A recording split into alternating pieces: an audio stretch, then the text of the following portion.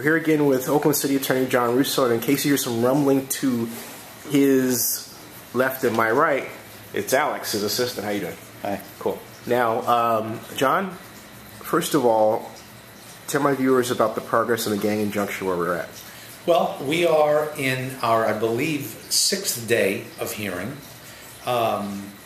proving, I think, beyond any legitimate argument that this is a injunction process that does not rest any discretion in the hands of police on the fly.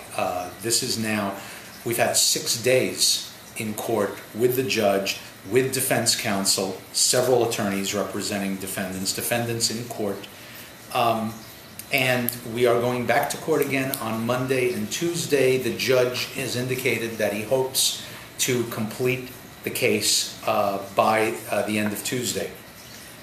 Remember, this is a preliminary injunction. This is not even the full trial. So you're going to have 8 court days just for a preliminary injunction. So, you know, when people say this injunction puts too much power in the hands of the police, I mean, that's clearly not factually correct. For my viewers who, in some cases, probably about 35–40% of them are going to see this for the first time. Sure. Explain to them what the gang injunction is and how we came to this point. Sure. All right. California passed a law back in the mid-'80s called the Street Gang Act. It was an attempt to deal with criminal enterprises. They call them gangs, but they're actually ongoing criminal enterprises. Some of them are gangs with colors, as people are generally familiar with gangs. Some of them are sort of alliances of crews who have been selling drugs on different street corners in a neighborhood and come to an alliance so that they're not fighting with each other over territory. Here in Oakland, back in February of last year, of 2010, we filed our first gang injunction, Oakland being very late compared to other California cities in doing gang injunctions. We filed our first injunction in North Oakland in June. The court granted the injunction. It's against 15 individuals that are part of an enterprise called NSO, Northside Oakland.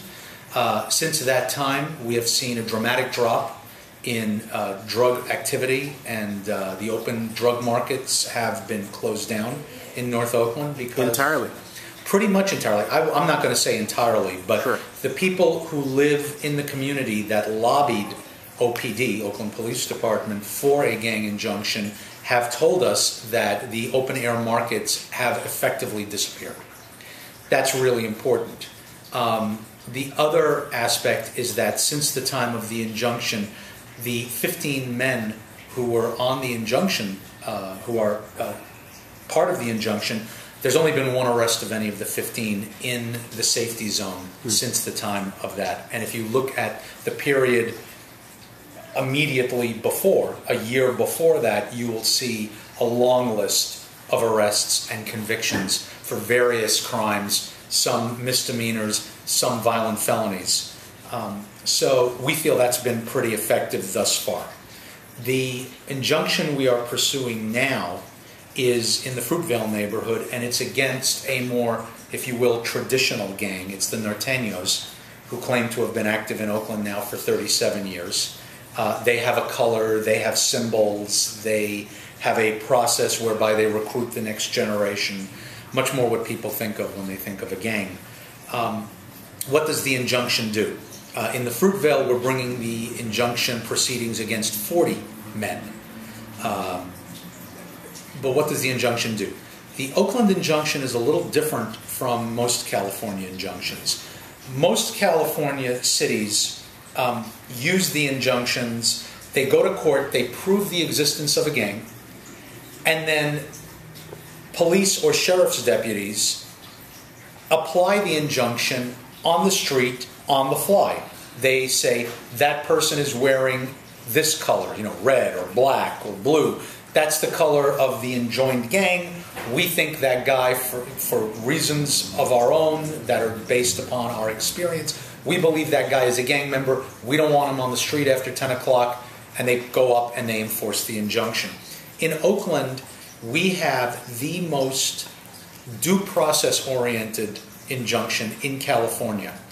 We bring our case not only to prove the existence of the gang, but we bring our case against each individual person who we will apply the injunction to, which means we have the burden of proof, the city, to go into court and prove to a judge, which is why we're 6 days in court, by clear and convincing evidence that this individual that we are claiming is a member of a gang is in fact not only a bad guy who's doing bad things and is a threat and a nuisance to the community, but is a member of an ongoing criminal enterprise. People want to know, what does it mean? If a man is found to be part of the gang, what does the injunction mean for him? Here's what it means. In a defined safety zone, which is defined by where the gang has been active, where there have been crimes committed and for which there have been convictions associated with that gang, within that zone, any of these 40 individuals we're looking at now in the Fruitvale will be forbidden from being out on the street between 10 p.m. and 5 a.m. They will not be allowed out on the street with other members of the gang who have been named and proven in court. They are not allowed to be around guns or to carry guns in the safety zone. They're not allowed to be around drugs or carry drugs in the safety zone. They're not allowed to recruit kids into the gang in the safety zone. They're not allowed. How are they monitored, or are they?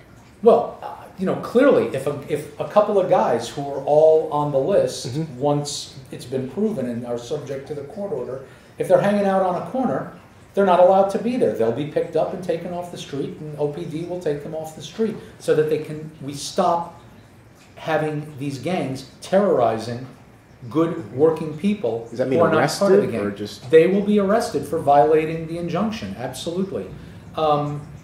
It's a civil matter at that point, unless the district attorney wants to make it a criminal matter. Violation of the injunction can be handled civilly, or it can be handled criminally.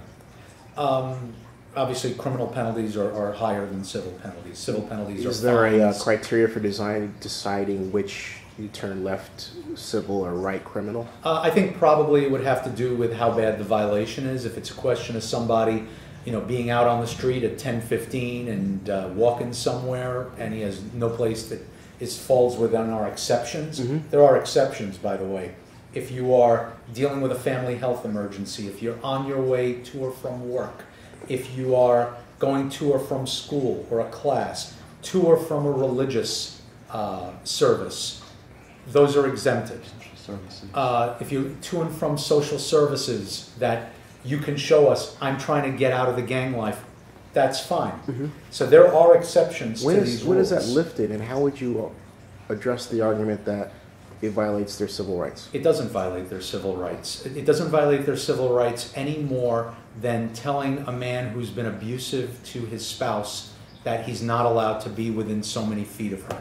I mean, that limits where he can go, but it's based upon... It's like a restraining order. It is exactly... we describe it as that. The injunction, we only call it gang injunction because that's what state law calls it. But to really understand what it is, it's a little misleading. What it really is a community restraining order. It's a restraining order against people who have been proven in court to have a history of terrorizing that neighborhood. And again, I can't make that happen, neither can Oakland Police Department. What makes it happen is when a judge orders it so after hearings with due process protections in open court. Our rights are limited by the rights of others. And when we talk about civil rights, we're talking also about the rights of people who live in neighborhoods like North Oakland or the Fruitvale to have a decent life with peace and order so that they can go to work and they can raise their children and live. So I think it's really important to draw the distinction here, because there are critics of injunctions who believe injunctions are overbroad. This injunction, by definition, cannot be overbroad because it is brought against individuals and proven against individuals. Why does it seem to me, and I'll just say it's my opinion, that the opponents of gang injunctions seem to want the gangs to survive. Or am I wrong? You'll have to ask them. I think what we have here are people for whom ideological... And I will ask them. It's a good point. You should ask them. Yeah. And they'll say, oh, we're against gangs. We're just not interested in affecting civil rights. There'll always be an excuse. And it will always, when you ask them, you will find that they will misrepresent what this injunction does. They will say that it allows for profiling. It can't allow for profiling because the people against whom it is imposed are on that list and ordered by the judge based upon their actions, their personal decisions to transgress the standards of the community in which they are operating. Okay. Got to ask you a question real quick because I know the time is fleeting. Yeah. But I got to ask you this. I know what your answer is going to be. What's happening with Alameda? How about them A's? You got it. Okay. Next question. Wait, one thing on the, another thing you should ask is, ask why they always put air quotes around the name of the gang when they're speaking about it. Or why, when they're writing, they always put quotes around Norteños as if the Norteños don't really exist, or why they always kind of try to that's a great point. Disagree with Let me come right back to that. I got another question for you. Okay. When was the last time you attended closed session for the city council? Probably about 7 or 8 months ago. And the charge that you haven't attended closed session in 2 years, where did that come from? I don't know. It appeared in print. Apparently, journalists don't have the same standards they had 10 or 15 years ago. Did you ask for a retraction? No, I did not ask for a retraction because it'll just continue the story. I'm not a fool to keep a story going like that. You know, the fact of the matter is that everything that happens in closed session is based on reports that I personally review, sign, direct. The strategies are my responsibility.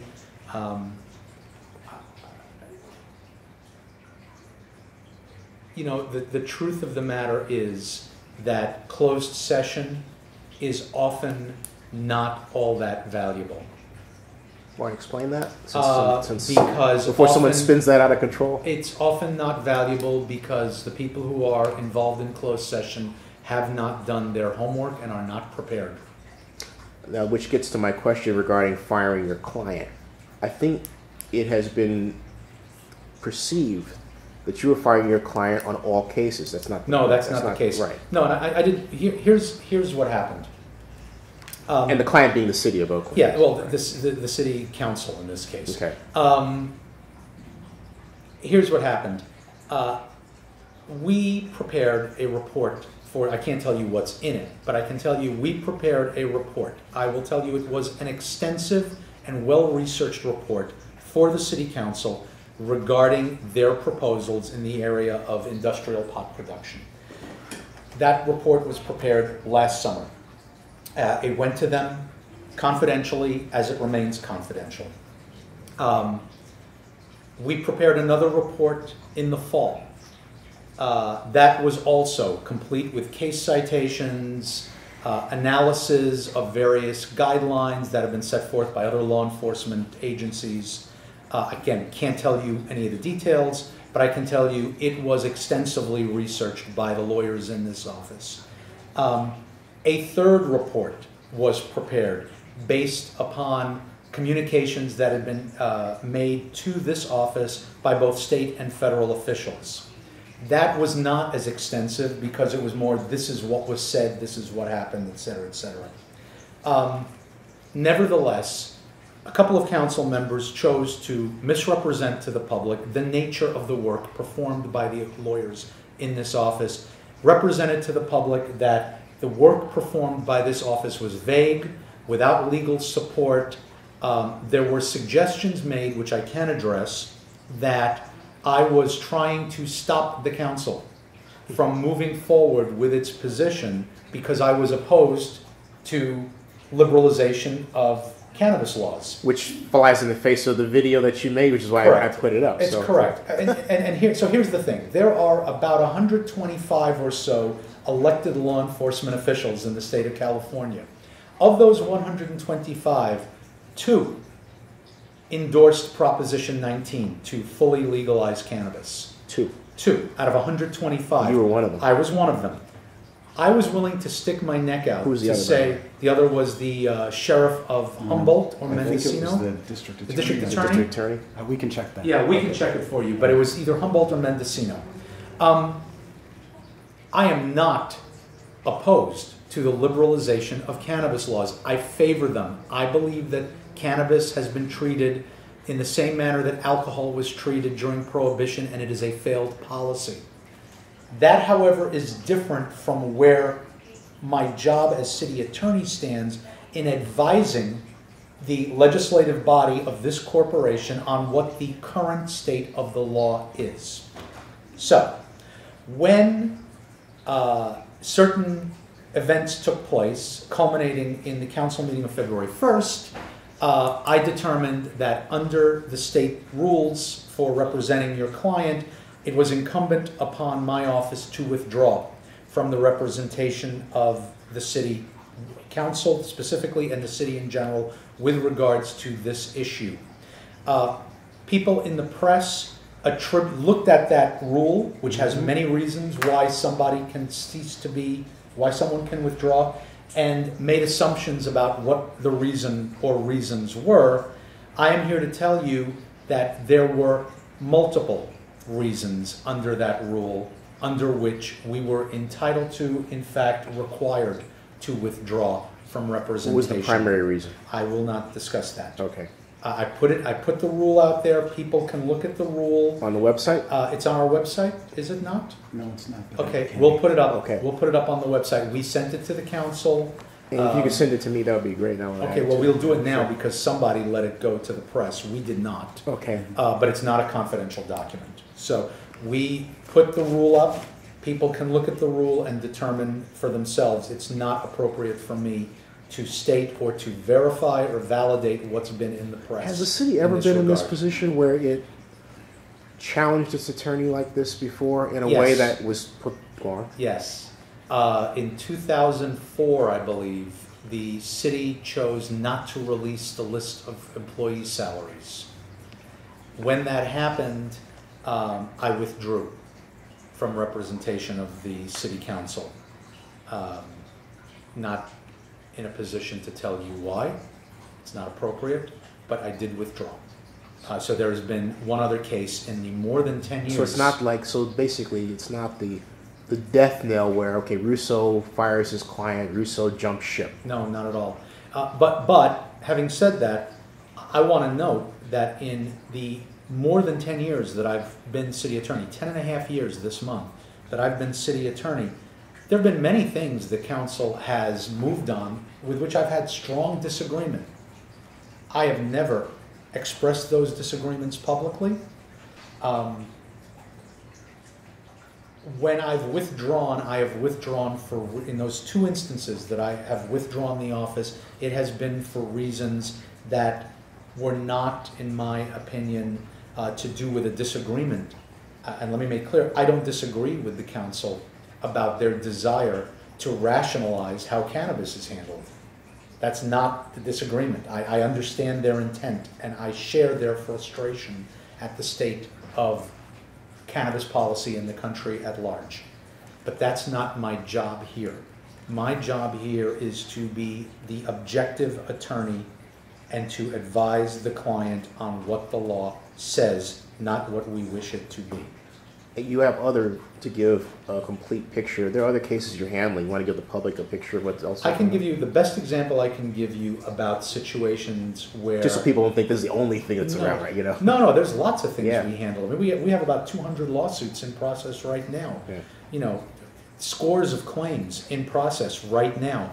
We're drafting ballot measures because the council's trying to get things onto the ballot. We're dealing with budgetary issues. We're dealing with land use questions every day. Had a meeting yesterday over What about the CEQA police land officer use shooting? Was there a issues. settlement or something like that? We had a police officer shooting that's going to council again this coming Tuesday.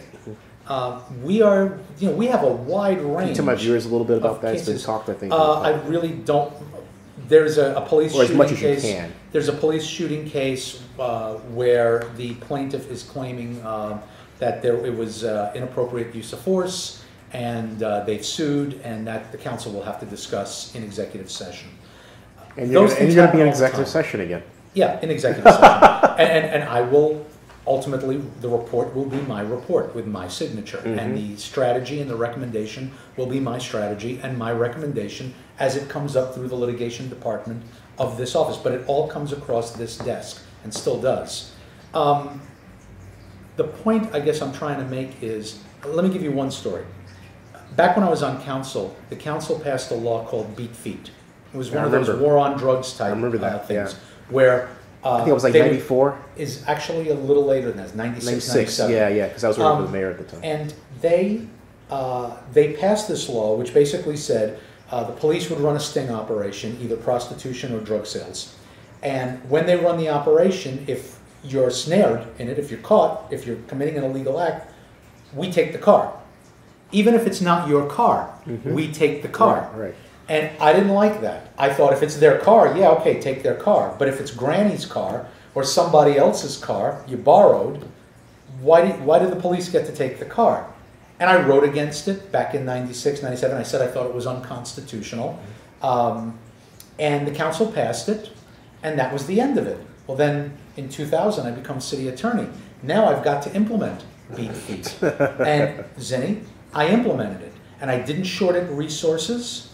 I was absolutely diligent in my duty to submit to the council's policy, even though I disagreed with it. Did it ever come to challenge in the way that you thought it might, though? It did, and it was held unconstitutional. Bingo. The aspect about... What year did that happen? 2009. The aspect in little which... known. Didn't know Little that. known fact, yes. Yeah. It was a Stockton case, by the way, Ah. that overturned it. 2009, I think it's called Horton. It's either Horton or... I'm sorry, I'm blanking. There's two cases on it. One is a Stockton case, one is a Horton. He didn't hear a who. He just got his car taken. The issue, well, it wasn't his car. The issue here, though, is very simple.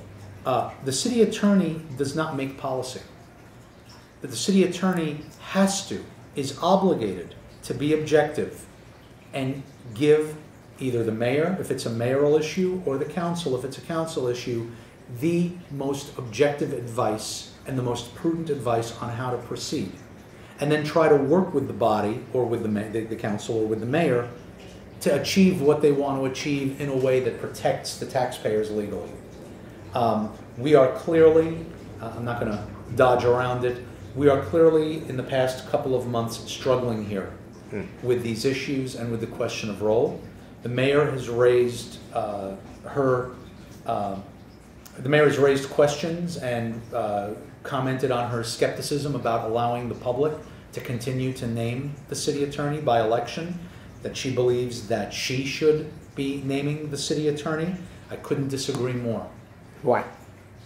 Well, because I think ironically, I shouldn't say ironically, counterintuitively, an elected city attorney is less subject to politics than an appointed city attorney, because an appointed city attorney is always either directly or intuitively counting votes, because if the city council is hiring and firing you, you want to keep them happy, and you're going to provide cover for what they want to do. In fact, tell my viewers a story, because I think we talk about this a lot, but how we came to where there was an elected city attorney. Very simply, what happened was Jerry Brown wanted to take, the mayor used to sit on the city council, right, like the council president, basically, and as is the case in most smaller cities in California. And what happened here was Jerry Brown wanted to move the mayor off the council to be an executive, like San Francisco, like Los Angeles, and not sit on the council any longer. Well, once you do that, then comes the question, who's going to pick the city attorney? The mayor or the council? Because there are fights all the time between the executive and the legislature about who has the authority under the charter to do what. And it was Brown's solution to create an elected city attorney like San Francisco, like San Diego, like Los Angeles, to act what he called at the time as a balance wheel. So that if there were arguments between the mayor and the council over who has the authority for what decisions, you had an independent branch that was accountable to the public and didn't have a pony in that fight, basically. The city has in its charter, the city of Oakland, has two positions, the city attorney and the city auditor, which are watchdogs that have direct accountability through elections to the public and are trying to keep, it's our job, the auditor and the city attorney, to try our best to keep the council members and the mayor operating within the bounds of the law and within the bounds of financial sense, if you will, financial common sense. It is no accident that over the past several years, it is the auditor's office and the attorney's office that have taken the biggest cuts in budget cuts. It is no accident that the council, several of the council members and the current mayor have consistently complained of the actions of the auditor or the city attorney. It is our job. We are the watchdogs. I think it would be a terrible step if we were to allow the mayor to name a puppet city attorney. So in a sense, the fact that they're complaining is a sign that you're doing a good job. I think it's unavoidable that there will be tensions. I don't think it's good that they're complaining. How much time do I have, by the way? On another couple. What time is it? I don't. Hang on, I'll tell you. Okay, cool. To close, John, because I only have 5 minutes. Jeff Adachi, San Francisco public defender, I'm going to be interviewing later today. Yep. Good friend. You're going to debate him on Tuesday. Right. What say you to Mr. Adachi about, first of all, his work and gang injunction? Well, you know, he had concerns about gang injunctions in San Francisco. They operate a little differently in San Francisco than they do here. I don't want to get into the San Francisco case. I will tell you that Jeff and I have lunch from time to time, and we have talked extensively about the Oakland injunctions. And I'm really curious what position he's going to take at the debate. we have had several conversations, both in person, over lunch, and over the phone, about the evolution of gang injunctions and the fact that the Oakland gang injunction is significantly further evolved than most of the injunctions around the state. What do you think about just the San Francisco police surveillance scandal? I don't think about it a lot. I just know what I read in the newspapers, and I know enough not to believe everything I read in the newspapers. Fascinating. Fascinating. Yeah, sure. You can edit this out, all right? And maybe John wants to talk about this, but an important thing about the gang injunction case that we're doing now, like he said, we've been going since October.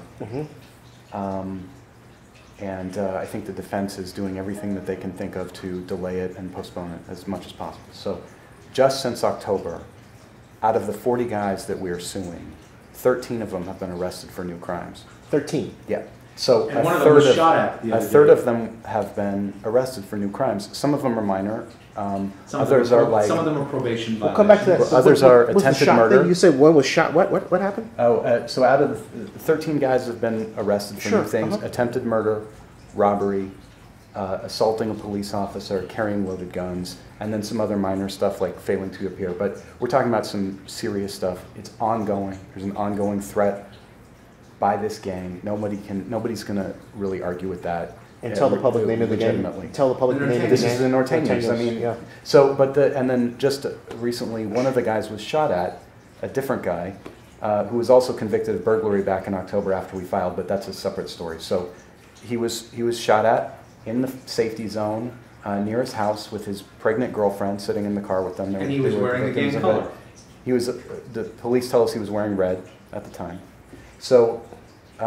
The point of this injunction is not just to prevent these guys from going out and doing crime and doing violence. The point is also to prevent them from being the targets of violence, because when that shooter sprays that neighborhood, you know, I don't have to tell you what happens.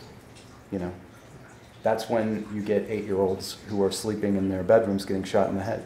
So it's an ongoing threat, and we're in a situation where 40 of the guys, even after they've been named in a lawsuit, and they know we're looking at them, have been picked up for new stuff.